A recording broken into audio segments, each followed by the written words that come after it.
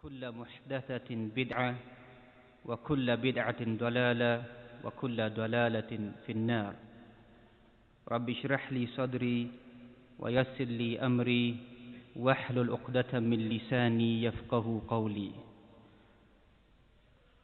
أما بعد والسلام عليكم ورحمة الله وبركاته.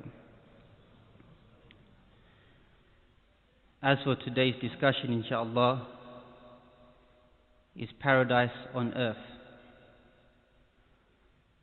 Awalan, firstly, what is the meaning of the earth? What is the meaning of the dunya? Because we find many perceptions and understanding of the dunya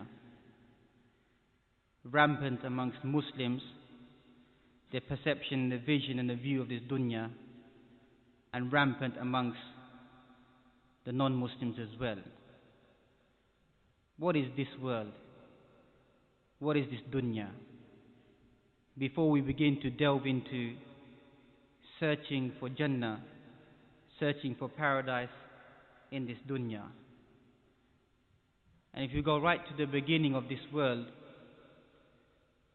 to the beginning of creation,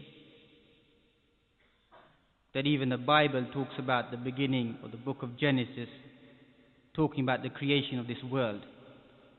And then from there you can begin to understand how these people have a perception of this dunya. وَلَقَدْ خَلَقْنَا السَّمَاوَاتِ وَالْأَرْضِ وَمَا بَيْنَهُمَا فِي سِتَّةِ أَيَّامٍ وَمَا مَسَّنَا مِن لُغُوبٍ. We created the heavens and the earth, وَمَا بَيْنَهُمَا, whatever is between the two, referring to all the various planets and this earth, this dunya as well. And no fatigue touched us, referring to none other than Allah subhanahu wa ta'ala. لَا تَأْخُذُهُ سِنَةٌ وَلَا نَوْمٌ. Neither sleep nor slumber overtakes Allah subhanahu wa ta'ala. And sinner is that comes the prerequisite before sleep, nodding your eyes away before you fall into a deep sleep. None of that touches Allah subhanahu wa ta'ala. So from this initial blasphemy, as you find that Allah subhanahu wa ta'ala, according to their statement, or God created the heavens and the earth in 6 days, and then He rested on the 7th. So that's the beginning of just seeking this dunya. If you blaspheme about Allah subhanahu wa ta'ala, then obviously you can blaspheme on this world. That the whole goal of your whole life becomes seeking the pleasures of this dunya, of this world. Because then the world becomes the all end. You don't care about the Creator, so likewise you don't care about the dunya. As long as you can gain from the dunya that which you want, that which fits into your pleasures and your desires, then with the hell to everything else is a vision of these people. يَعْلَمُونَ ظَاهِرًا مِنَ الْحَيَاةِ الدُّنْيَا وَهُمْ عَنِ الْآخِرَةِ هُمْ غَافِلُونَ. These people only know ظَاهِرًا مِنَ الْحَيَاةِ الدُّنْيا. You know, Muslims come and they say that the ummah will rise when we have military power like them, when we have technological advances like them, when we begin to dress like them, eat like them, talk like them, walk like them. The Quran says the only thing that these people know is ظَاهِرًا مِنَ الْحَيَاةِ الدُّنْيَا. Travel across the world in seconds, delve into the oceans, travel into space. As for akhirah, hum ghafilun. They are heedless. They don't know nothing about preparation for the akhirah. So the dunya becomes their goal once again, to gain things from this dunya. وَقَالُوا مَا هِيَ إِلَّا حَيَاتُنَا الدُّنْيَا نَمُوتُ وَنَحْيَا وَمَا يُهْلِكُنَا إِلَّا الدَّهْرُ. What is this world except for the passing of time? We live and we die, and the only thing that will destroy us is the passing of time. And the ulama call these people ad-dahriyun. We just believe that time will come and take us away. There is no concept of resurrection or answering back to Allah subhanahu wa ta'ala. And this dunya has become beautiful and alluring for them. زُيِّنَ لِلَّذِينَ كَفَرُوا الْحَيَاةُ الدُّنْيَا. زُيِّنَ, تزيين, beautified. For whom? لِلَّذِينَ كَفَرُوا, for those people who disbelieve. The world becomes their passion and their desire. And we don't want to delve into هؤلاء كفار. خليهم ذرهم يأكلوا ويتمتعوا. Leave them to eat and drink. وَيُلْهِهِمُ الْأَمَلْ فَسَوْفَ يَعْلَمُونَ. And a time will come over these people, and eventually فَسَوْفَ يَعْلَمُونَ, these people will know the reality. So we don't want to delve into them. ذَرْهُمْ يَأْكُلُوا وَيَتَمَتَّعُوا. Leave them to eat and drink and to enjoy this dunya. Because these people كَالْأَنْعَامِ بَلْ هُمْ أَضَلُّ. These people like animals, like cattle. Nay, they are even more astray than an animal. أُولَئِكَ هُمُ الْغَافِلُونَ. They are people who are heedless. I want to talk to Muslims that what is our perception of the dunya. Because so many of us who believe in Ahlul Sunnah, who believe in the revival of the Sunnah, and I would not be extreme to say these views, that the dunya has hit us so hard that even the average person on the street doesn't have that much love of the dunya. Hubbud dunya, love of the world. Al-wahan. And what is al-wahan? Love of this world. Wa karahiyatul maut, and a hatred for death. We blame al-Yahud, those people who claim to be Sha'bullah Mukhtar, the chosen children of God. They say that we are the children of God and we are loved by Allah subhanahu wa ta'ala. قُلْ فَلِمَ يُعَذِّبُكُمْ بِذُنُوبِكُمْ. Then why does Allah subhanahu wa ta'ala punish you because of your sins? Many of us Muslims behave in that same manner. We think we're Sha'bullah Mukhtar, the chosen children of God. And when the boat begins to rock, then Islam goes out the window. In time of calamities, of trials, of fitan, then where is our iman then? Where is our deep conviction then? But rather we find clinging to the dunya.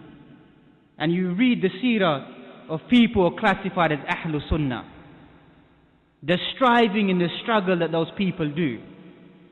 And even though this word has become a great big taboo at the moment, al-jihadu fi sabilillah, to strive your utmost in everything. That is the history of Ahlul Sunnah, to strive in everything. But our love of the dunya has penetrated us to such a degree, for some people they don't even believe it in their heart. Whoever never speaks within their own heart, never utters it to themselves, فَقَدْ مَاتَ عَلَى شُعْبَةٍ مِّنَ النِّفَاقِ أو كما قال صلى الله عليه وسلم. Never talk to yourself about striving and struggling in your life, then you've died upon a branch of hypocrisy. And no one ever wants to come back to this dunya. Even though these abwab and these kutub are closed when you come to these chapters, nobody ever will want to come back to this dunya illa shaheed, except for the martyr. That's the only person that will come back to this wretched dunya as we travel this journey through this dunya. Two perceptions of the dunya that you find in the Muslimin. One, the dunya is wretched and cursed. And the second understanding of the dunya is to live in this dunya like a wild beast, chasing its prey, chasing the hunt, chasing the game. Which camp do we belong in? People who totally shun the dunya, feel that it's wretched, feel even to earn a halal living has become haram for many people. Or are we a people who chase after this dunya day and night like an animal chases the game it wants to catch? فَإِنَّ هَذَا إِنذَارٌ لِلْغَافِلِينَ. And this is a warning for the heedless ones. وَهِدَايَةً لِلضَّالِّينَ. And a guidance بإذن الله تعالى for those people who are astray. وَعَوْنٌ لِلْمُجْتَهِدِينَ. and a strengthening for those people who are striving to get closer and closer to Allah subhanahu wa ta'ala. And the imbalance begins when we begin to fail to recognize the purpose of this dunya. This dunya is only a mazra'a, is a field to plant your seeds. It's a stage of life that you find that just before you come into this world, you are in the womb of your mother, the unseen. There is no concept of being brought forth to accountability for what happens in that stage. The second stage of the Muslim is to come out in this world. In this world is where you place your seeds. And then the third stage of the Muslim is to pluck the fruits in paradise. That's the three stages of a human being. One, there's going to be no questioning upon you. Maybe there could be a question for the mother during that stage of pregnancy in the way that she's taking care of you. And secondly, living on this dunya. And then the real fruits will come for the believer when he or she plucks them in the akhirah. So many ulama talk that this dunya is only a sirat, is a passage, is a bridge between this world and the following world. Everyone has to cross this bridge, just like that bridge in the akhirah, before you enter into paradise. And likewise between this world and the next world, this is the crossing bridge. So what is a Muslim going to take through this world? And we have been placed inside this world, as Allah subhanahu wa ta'ala has told us, وَلَكُمْ فِي الْأَرْضِ مُسْتَقَرٌ وَمَتَاعٌ إِلَى حِينٍ. Your mustaqar, your place of living, of dwelling, is upon this dunya. You have to reside in this world and take the correct benefit of this dunya. قَالَ فِيهَا تَحْيَوْنَ وَفِيهَا تَمُوتُونَ وَمِنْهَا تُخْرَجُونَ. In it you will live, in it you will die, and from this world you will be resurrected. So we have to live in this dunya and begin to focus and visualize that whilst we live in this dunya, what are we going to do? وَابْتَغِي فِي مَا آتَاكَ اللَّهُ الدَّارَ الْآخِرَةِ. This is the balance of the believer. Seek with the blessings that Allah subhanahu wa ta'ala has given you ad-dar al-akhirah, the hereafter. وَلَا تَنْسَ نَصِيبَكَ مِنَ الدُّنْيَا. And do not forget your fair share portion of the dunya. وَقَالَ عُلَمَاء الْمُفَسِّرُونَ. What is the meaning of don't forget your fair share of this dunya? Is doing righteous actions in this dunya that you can collect them inside the hereafter. وَأَحْسِنْ كَمَا أَحْسَنَ اللَّهُ إِلَيْكَ. And show goodness like Allah subhanahu wa ta'ala shown goodness to you. And here I want to extract a istinbat, a fa'idah for all of us. Because many people talk about rectification of aqa'id, of belief. But many of us, aqa'id, iman, aqidah has not penetrated into our heart. Because this is what the Quran teaches, that after iman penetrates into your heart, وَأَحْسِنْ كَمَا أَحْسَنَ اللَّهُ إِلَيْكَ. Show goodness to humanity like Allah subhanahu wa ta'ala showed goodness to you. As to look down upon your brethren, your brothers and sisters, to think you are better than them. This is a concept of jahiliyyah, a concept of ignorance. Even you read the works of Aqa'id, read the works of Shaykh Ibn Taymiyyah, towards the end of his works, he says, I hope and I aspire to be amongst those people from Firqatul Najiyah. Shaykh al-Islam Ibn Taymiyyah. No two scholars would differ about his scholarly level. Yet he says these humble words, I aspire to be amongst those people. And yet we become so flamboyant in our speech and in our attitude towards the rest of humanity that we begin to look down upon people. Al-kibr batarul haq wa ghamtun nas. Arrogance is not to wear good clothing and good shoes. Arrogance is to reject the truth, wa ghamtun nas, and to look down upon humanity. That's what's wrong amongst many of us. We look down upon other people As soon as Islam penetrates into our heart, then the rest of society are all trash.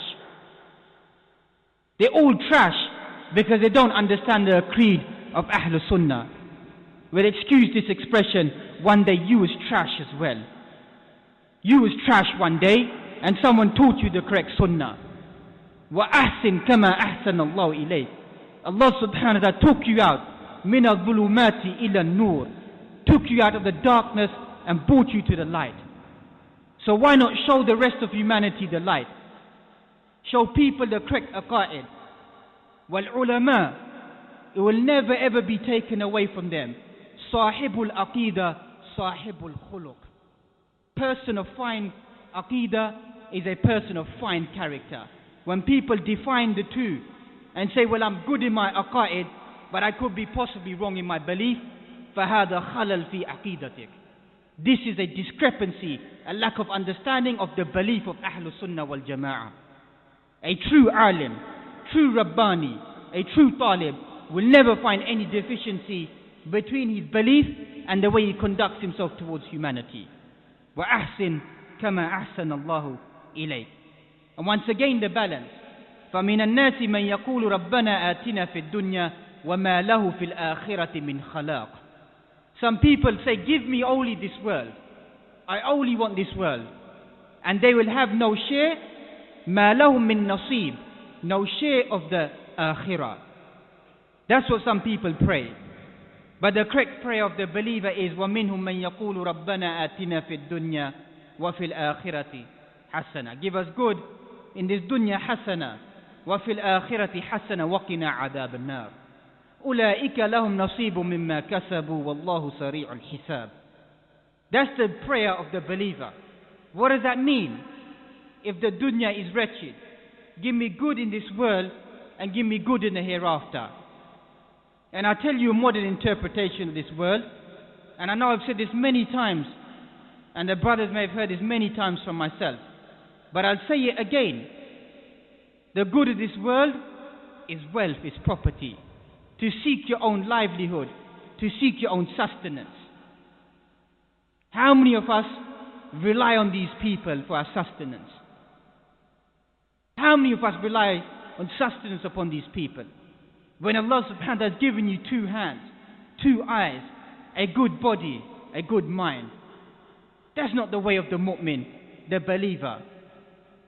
Al-yadul ulya, the upper hand is better than the lower hand. Al-mu'minul qawi, the strong believer is better than the weak believer. As for many of us, we are weak believers. That's what many of us are. We may think we're strong believers, but when you cannot fend for your family, when you cannot take care of your family, you cannot provide for your family, you're a weak mu'min. When you leave it to the state to fend your people, to fend your children. See the results in 10 years' time, in 20 years' time. What will happen to the shabab in our society? That if they're not created, and we're not created and geared to look after our own people and our own welfare, then this dunya will become hell for us, and hell for our children. The dunya is only cursed when it penetrates into your heart. When it said to Imam Ahmad rahmatullahi alayh, is it possible for a person to possess wealth? Is it allowed for them to possess wealth? Yes, it is, as long as it doesn't dwell into your heart, doesn't twinkle into your heart, go into your heart. As long as the dunya remains in your hand, you control that wealth. But once that wealth goes into your heart, then that is the end of that individual. وَمَا الْحَيَاةُ الدُّنْيَا إِلَّا مَتَاعُ الْغُرُورِ. What is this world? Living on this world except for one great big deception. One great big deception is what this world is. فَلَا تَغُرَّنَّكُمُ الْحَيَاةُ الدُّنْيَا. Don't let this world deceive you. And I'm not against wealth and possession and provision. I'm not trying to make things haram. Because the Quran highlights, Ya Bani Adam, خُذُوا زِينَتَكُمْ عِنْدَ كُلِّ مَسْجِدٍ. O children of Adam, take the fine attire, the fine adornment the fine clothing whenever you come to the masjid. وَكُلُوا وَاشْرَبُوا وَلَا تُسْرِفُوا إِنَّ اللَّهَ لَا يُحِبُّ الْمُسْرِفِينَ. Eat and drink and rejoice. But don't be squanderous. Don't waste. Allah subhanahu wa ta'ala does not like the wasteful ones. قُلْ مَنْ حَرَّمَ زِينَةَ اللَّهِ. Who is making the zina of Allah haram? Who is making the good things that Allah subhanahu wa ta'ala has made halal for the people of this world? أَخْرَجَ لِعِبَادِهِ وَالطَّيِّبَاتِ مِنَ الرِّزْقِ. Taking out the good things of this dunya, وَالطَّيِّبَاتِ, good provisions for his ibad. Who is trying to make these things haram? قُلْ هِيَ لِلَّذِينَ آمَنُوا فِي الْحَيَاةِ الدُّنْيَا. Say these good things of the world are for the people, the believers in this world, and then likewise خَالِصَةً يَوْمَ الْقِيَامَةِ, and be specifically for them in the hereafter. So I'm not trying to make the dunya haram. The good things of the dunya, which Allah subhanahu wa ta'ala has made halal for the Muslims and for the disbelievers.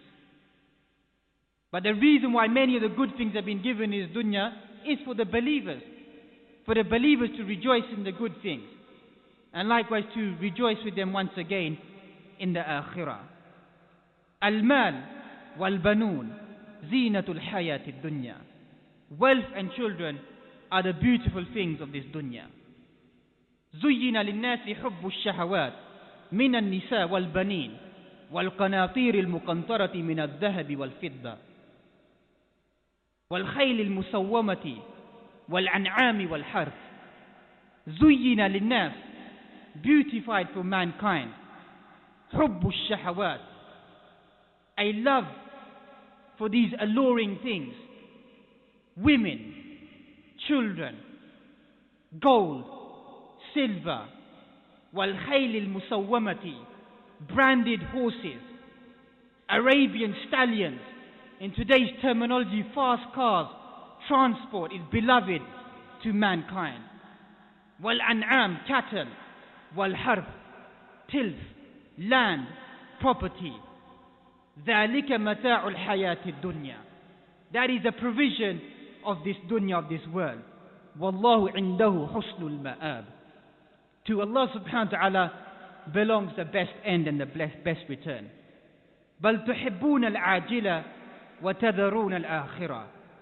You love the temporarily pleasurable things. Ajila. You like those things that come quickly to you. وَتَذَرُونَ الْآخِرَةِ. And you leave behind the akhirah. بَلْ تُؤْثِرُونَ الْحَيَاةَ الدُّنْيَا. But you give preference to this world. وَالْآخِرَةُ خَيْرٌ وَأَبْقَى. But the hereafter is ever beneficial and more preference over this world. And you need to lose one of them to gain the pleasure of the other one.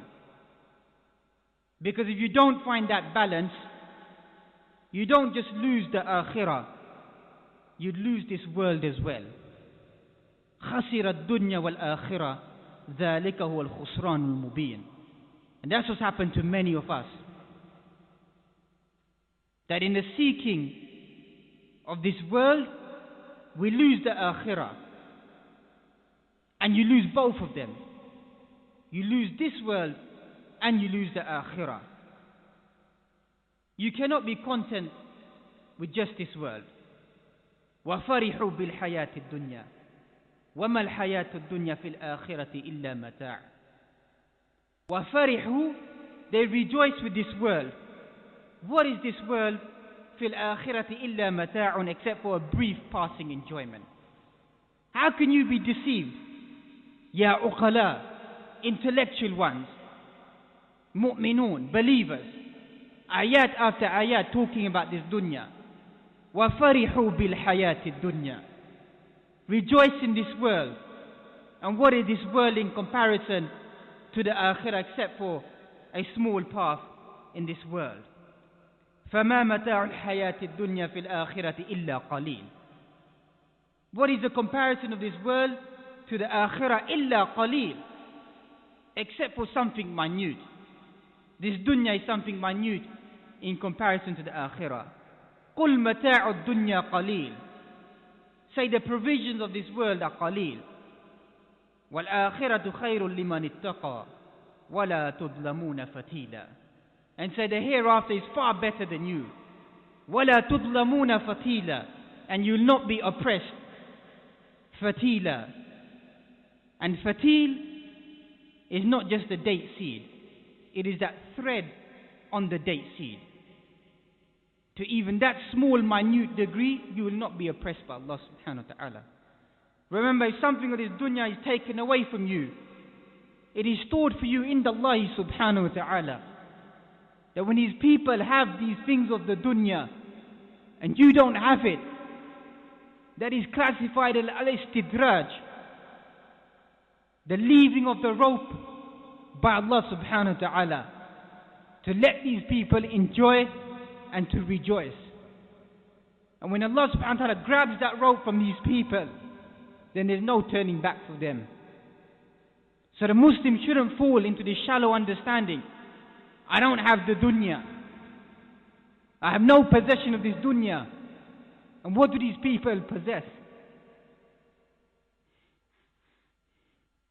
This world is nothing in comparison to the akhirah, except for dip your finger in an ocean. So let you see what clings to your finger. One dip. And that ocean is paradise. That small dip that we rejoice in on a daily basis.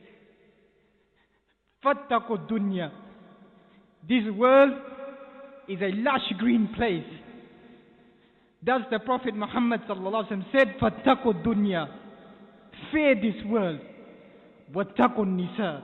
And fear the fitna of women. فَاتَّقُوا dunya. Why should you fear this world? Because this world will overtake you. Take your mind away from the path towards the akhirah. And the mu'min sees through this dunya. And this has been narrated about the Isra wal Mi'raj, that the dunya appeared to the Prophet Muhammad sallallahu alaihi wasallam as an old woman with grey hair. Beauty has been taken away from her. There's nothing left. That is the parable of this dunya. With all respect to our respected sisters, but an old woman, nothing is left. That's the perception of this dunya. How did he see this dunya? Sallallahu alayhi wa sallam. Kun dunya, kun fi dunya ka'annaka gharib wa abiru sabil. Be in this dunya as a stranger, or as a wayfarer, as a traveler. How many of us have heard this hadith on so many occasions? Are we ghuraba in the dunya at the moment? Are we strangers? Do we feel like strangers? Do we feel like wayfarers and travelers in this dunya? A traveler only stops in the shade. Mali wa mali dunya. What is my relationship with this dunya? Except for a traveler who stops and rests underneath a shade. Al-Hadith ma rawahu Imam Ahmad fi Musnadihi. And likewise you find Umar ibn al-Khattab radiyallahu ta'ala anhu. That the dunya had been exposed to the Prophet Muhammad sallallahu alaihi wasallam. The wealth and the possessions of this dunya. Umar ibn al-Khattab enters into the house or into the hujra of the Prophet Muhammad sallallahu alayhi wasallam and sees him lying on a reed mat, a mat made from palm leaves. Try it someday to lie down on straw put together, and you'll feel it will scar your body, leave marks on your feet for those people who prayed on the straw mat. Umar begins to cry and says, look at the leaders of the dunya and what they possess and what they own, and you lie on a mat like this. Sallallahu alayhi wa sallam. And what does he state? Leave these people alone. Mali wa mali dunya. What is with me and the dunya? I have nothing to do with this dunya. Inna mathali ka rakib. I am only a traveler who travels through this dunya and takes shade underneath the tree and then rides his beast again and continues again. Are we rukab at the moment? Are we travelers in this dunya at the moment? And likewise, even walking through the souk, walking through the marketplace, something which is permissible, that he wants to still teach his companions a lesson, that the most wretched places on this world are the marketplaces. He says to his companions, who wants this dead carcass? Who wants this jifa, this dead animal, for 1 dinar? They said, Ya Rasulullah sallallahu alayhi wa sallam, even used to give it to us free, we would not take it. Because whilst it was living, it was disabled, defective, it had split ears. We wouldn't take it when it was living. And you want to give it to us whilst it's dead? And to send the message home to them, sallallahu alayhi wa sallam. Just like this dead carcass has no value in front of you, likewise the dunya has no value in front of Allah subhanahu wa ta'ala. The dunya is even more despised. Al-Hadith ma rawahu Imam Tirmidhi fi sunanihi. What is the meaning of the dunya? Because I left that linguistically to the end. Ad-dunya, as some of the ulama of Lugha highlight, has been taken from the word adna, lowly, abased, no value. That's the linguistic meaning of dunya. And the Prophet Muhammad sallallahu alaihi wasallam prophesied the expansion of the dunya, or in specific, fitnatul mal, the fitna of wealth, that will hit who? That will hit the Arabs. People talk about the revival of Tawheed. Shirk is not just to worship a grave, or al-hajar, or a shajar, a stone or a tree. One aspect is also to worship your hawa, your desires and your lusts, and to worship material possessions. That's also a concept of shirk that many people tend to shrug aside, because it'll hit them hard, because that's the shirk that they suffer from. The fitna of mal has overtaken these people.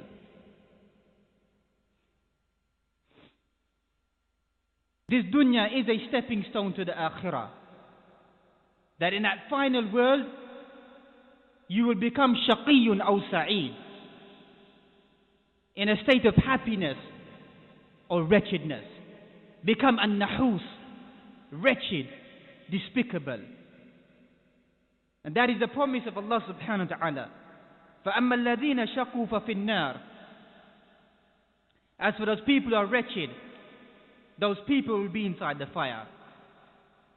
لَهُمْ فِيهَا زَفِيرٌ وَشَهِيقٌ. Those people inside the fire, you'll hear their sighs and their sobs. Some of the ulama go to highlight, those are the foolish ones. And some have even used this word, that individual is a jackass. The person who ends up being inside the fire. خَالِدِينَ فِيهَا, residing inside there forever. مَا دَامَتِ السَّمَاوَاتُ وَالْأَرْضُ إِلَّا مَا شَاءَ رَبُّكَ إِنَّ رَبَّكَ فَعَالٌ لِمَا يُرِيدُ. Residing there for eternity. وَأَمَّا الَّذِينَ سُعِدُوا. As for those people who are blessed, فَفِي الْجَنَّةِ خَالِدِينَ فِيهَا. They will reside forever in paradise, as long as the heavens and the earth remain there. عَطَاءً غَيْرَ مَجْذُوذٍ. There is a reward, a gift without any end, without any break, uninterrupted for the believers.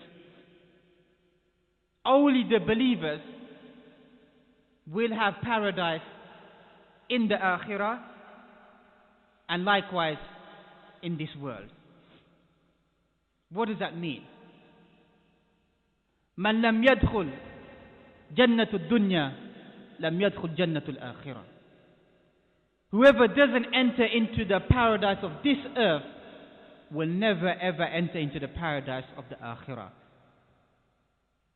And if my memory serves me correct at this stage, and this has been collected by Ibn Qayyim al-Jawziyah referring to his teacher and the Shaykh Islam ibn Taymiyyah. Whoever doesn't enter paradise in this world won't enter into the paradise of the akhirah. And the Quran testifies to this as well. لَهُمُ الْبُشْرَى فِي الْحَيَاةِ الدُّنْيَا وَفِي الْآخِرَةِ. They are the people who are going to have blessings in this world and in the akhirah. So paradise, even on this earth, is only for the believers. And then the real paradise is only for the believers once again when they return back to Allah subhanahu wa ta'ala. The people who chase the world, they are the ones that are going to be wretched. Poverty is placed in between the two eyes. And the people who chase the akhirah, then the dunya chases them. And the dunya comes to them. And possession of the dunya comes to them. Poverty is placed for those people in front of their eyes. In a statement collected by Imam al-Tabarani, and this hadith or this statement needs to be checked, but just min bab al-fa'ida, I will mention it. Whoever begins or becomes steeped in the love of this world, three things will cling to him. Greed, which will never be satisfied. Greed, which will never be satisfied. Hope, which will never be realized. Difficulty and troubles, which will never cease. That's what will happen to a person who begins to search for the dunya. A greed that will never be satisfied. Another hadith testifies to that. That the son of Adam will never be happy with one valley of gold until he has another valley of gold. And the only thing that will quench that thirst is at-turab, is the dust. Kinaya anil maut, a description of death. And likewise hope which will never be realized. That I will do this tomorrow, or I will do that. Procrastination is what they call it. The word in Arabic, sofa. Sofa af'al. That so I will do this, or I will do that. And then finally, difficulty and troubles which will never cease to come upon that individual. What is difficulty and troubles? Life which will become restricted. فَإِنَّ لَهُ مَعِيشَةً دَنْكَ. That individual will have a restricted life. يَجْعَلْ صَدْرَهُ ضَيِّقًا حَرَجًا كَأَنَّمَا يَسَّعَدُ فِي السَّمَاءِ. Restricted, like a person going up into the heavens. Troubles and calamities and problems will come in that individual's life. In the same two ayat that I just mentioned now, in the same two ayat, the opposite is mentioned for the believer. أَفَمَنْ شَرَحَ اللَّهُ صَدْرَهُ لِلْإِسْلَامِ. Have you not seen the one whose chest has been expanded to Islam? فَهُوَ عَلَى نُورٍ مِّن رَبِّهِ. He is upon light from his Lord, Allah subhanahu wa ta'ala. So Islam is the greatest commodity, that you need to believe it within your heart, that this will take away all of my problems and my troubles, and give me tranquility in my mind, in my body, and in my soul. And whoever seeks the dunya, then despised by everyone, even by their loved ones, and even by their own selves. And this indignity or curse has been thrown down upon them. And I know that this verse refers to al-Yahud. But ulama of tafsir talk about al-ibra bi'umum al-lafzi la bi khusus al-sabab. The lesson is to be taken from the generality of the words and not from the specification of the revelation. ضُرِبَتْ عَلَيْهِمُ الذِّلَّةُ أَيْنَمَا ثُقِفُوا. Indignity is smashed upon these people wherever they go.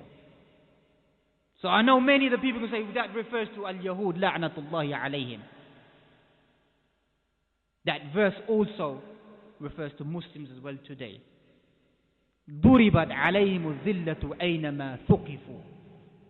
Wherever you go, ya ayyuhal muslimun, indignity is smashed upon you. There's no value for Muslims anymore. You know, when they kill us, they don't even use a bullet anymore, because a bullet's too expensive. Our blood is cheap. Don't waste a bullet on a Muslim. Wherever you look, ضُرِبَتْ عَلَيْهِمُ الذِّلَّةُ. Indignity is smashed upon us. And when people do call for revivalism, فَهَؤُلَاءِ إِرْهَابِيُّونَ, they are terrorists. What is terrorism? What is freedom of speech? The Sharia teaches you that to gain your rights, to live under the banner of al-Islam. That is the biggest thorn at the moment in our da'wah. Is hudud Allah subhanahu wa ta'ala. How should the laws of Allah subhanahu wa ta'ala be implemented? That's the biggest debate that exists amongst us, because many of us in our hearts are following the da'wah of modernization.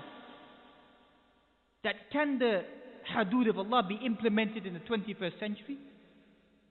Is it possible? Is it really applicable in Western society today that the Sharia will come? Will it come?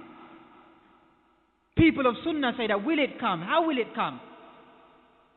هو الذي أرسل رسوله بالهدى ودين الحق ليظهره على الدين كله ولو كره المشركون. He is the one who sent his messenger with huda, with guidance and the right deen, to prevail over all other ways of life. If you don't believe that in your heart, you've already lost. You have already lost. You don't believe that in your heart, that Islam is going to be victorious. Islam will always be victorious. People will not be victorious. Kalimatullah hiya al-ulya. The word of Allah subhanahu wa ta'ala will always be supreme. And if you go away from the message of Islam, Allah subhanahu wa ta'ala will create a new form of people who will love Allah subhanahu wa ta'ala, and Allah subhanahu wa ta'ala will love them. And this indignity which has been thrown upon so many of these people, the only way these people come out of this indignity, or how they alleviate themselves, and unfortunately many Muslims have begun to do this as well, is through the concept of suicide. You know, you think dunya gives you great things. The Scandinavian countries, the highest annual income in the whole world. The average wage in this country, at the time when I was researching, some £18,000 a year. The average wage in the Scandinavian countries is £36,000 a year. The highest standard of living, of commodities, blonde-haired, blue-eyed, yet the highest rate of suicide exists in this country. And even this country, 5,755 people committed suicide in the year 2003. And these people boast this is the lowest number since 1973. So they talk about freedom of life and the so-called quote unquote great United States of America. There's a famous Arab proverb, fix your own home before you fix someone else's home. They enter Muslim land and say, we've come there to alleviate you, give you freedom, give you democracy, give you a way of life. Go home and rectify your own home. More than 30,000 people in United States of America commit suicide on an annual basis. And they say that's a moderate number. You know, Bush talks about a way of life. Got to give the people in Iraq liberation. Got to take the shabab out of what they're doing. Look at your own shabab. 1 in 3 American teenagers have contemplated committing suicide. 1 in 3 in your own country. You've got nothing to give us. And you talk about freedom of life when you're suffering these problems in your own land. Every 17 minutes, someone commits suicide in the United States. Every 17 minutes. And so far, probably 3 or 4 people, whilst I've been lecturing, have committed suicide. And they've come in to alleviate Muslims. You want to give us something? What is there that you can give Muslims? What is there that you can give us? Give us a better road? That road is only developed for your own purpose. Al-Dhahabul Aswad, the black gold. And you know what the black gold is? All of these wars is not a war on terror.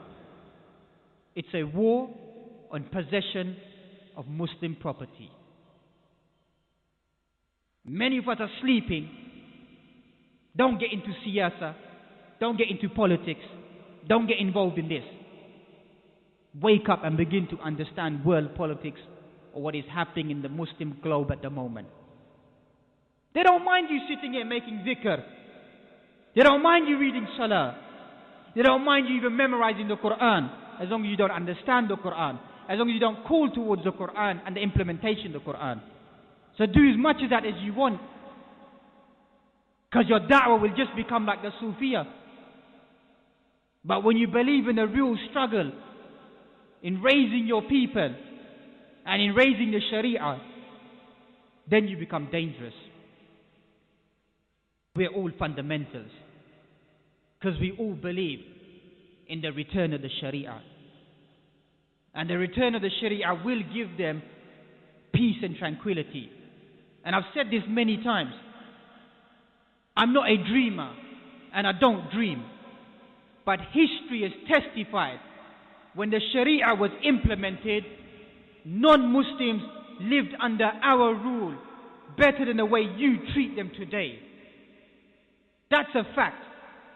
You call us anti-Semitic. You say you hate al-Yahud. Billahi alaykum, that when Jews were persecuted, where did they run to? They fled to Al-Andalus. They fled to Al-Maghrib, where the Jewish community still lives there today. We did not kill 6 million Jews. We didn't kill them. You're the ones that got blood in your hands. You have to apologize to them.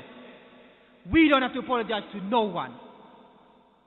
We did not take down the Twin Towers. You yourselves took them down. So in your disguise and war and terror, you will kill your own people because you don't care about them. If there's anybody that does care about humanity, then that is Maqasid al-Sharia. Read it in great detail. The purpose of the Sharia is hifdul insan, is preservation of humanity. That's what Islam will give them. We will preserve Muslims and non-Muslims.